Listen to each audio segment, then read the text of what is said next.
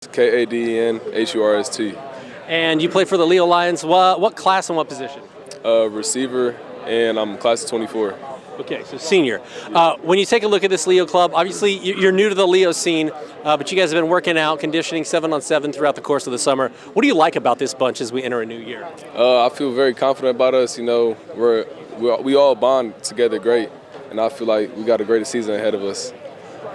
As far as the offense goes, just tell me a little bit about what's going to be the key for you guys offensively to put up a lot of points on Friday night. Obviously, you got some talent on that side of the football. I feel like we got a great receiver core, and then to back that up, we have an even better running back core. We got a lot of great running backs that can run the ball, so I feel like we can basically, do anything on offense. Now, it's your first year at Leo, but this is Coach Dorfler's second year. So what's his message been like, and what is the message or the theme of the offseason as we enter a new year for these Leo Lions? He always says that we still got a lot of work to do, and we can't get comfortable, so we just got to keep getting in work if we want to get the end goal.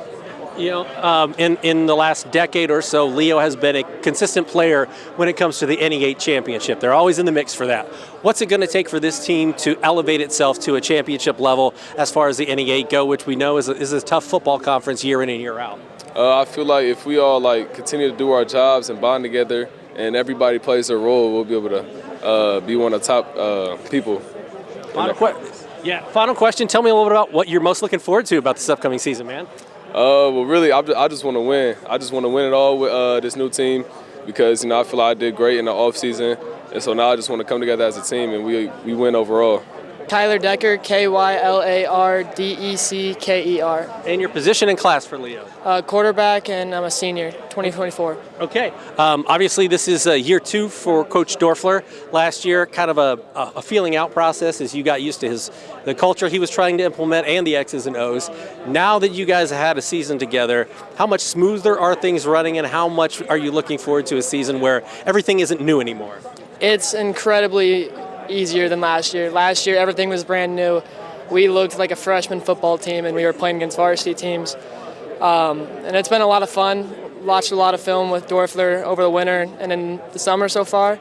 And it's looking a lot smoother, and excited to get going with new guys like Caden, so it'll be fun. Yeah, you mentioned Caden. You guys seem to have, a lot of people graduate weapons. You guys seem to have added weapons. And Brock gets older, and just the number of guys that you have that can, get in the end zone. So tell me about this offense, what makes it special, and what are going to be some of the keys to elevating the offense this upcoming season as opposed to last year? I mean, we've got 2 D1 receivers. We've got our 3rd best receiver is going to college to play football somewhere. And our 4th and 5th guys are very solid high school receivers as well. And then we got 3 or 4 solid varsity running backs. And our O-line, people are worried about them, but they've done incredible this summer. Everyone's like, oh, you graduated Colin and Truman, but we've brought new guys who have done incredible. So we've got a lot to look forward to and a lot of weapons to have. When you take a look at this Leo team, what's impressed you about these guys in the offseason?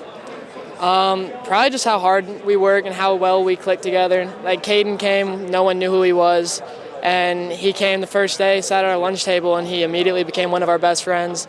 All the O-linemen are like best friends. We went to dinner after our scrimmage last week, and we ate a bunch of Texas Roadhouse rolls, and we hung out. And as we sat there, more and more people came that we didn't even knew we were there. They just kept coming, and everyone was just like a family. Do they still have the peanuts at Texas Roadhouse? No, they did not. That's probably a post-COVID thing. They can't do that anymore. When you talk a little bit about the NE8, we're talking about a tough conference year in and year out, and what all New Haven brings back. Norwell's had a lot of success. East Noble is always very good. What is it about this team that's going to have to go right, and what are you going to have to do well to compete for an NE8 title this year? We're just going to have to be able to stay disciplined. We have all the talent we need to win. We have the coaches that are going to put us in a position to win. It's just whether we trust them and whether we put the work in during the week to make sure that we are ready for it. Because it is one of the hardest conferences in the area, and anybody can win it. There's no one team that's like, oh, this team's going to win it. So we just got to stay disciplined and keep doing our work during the week.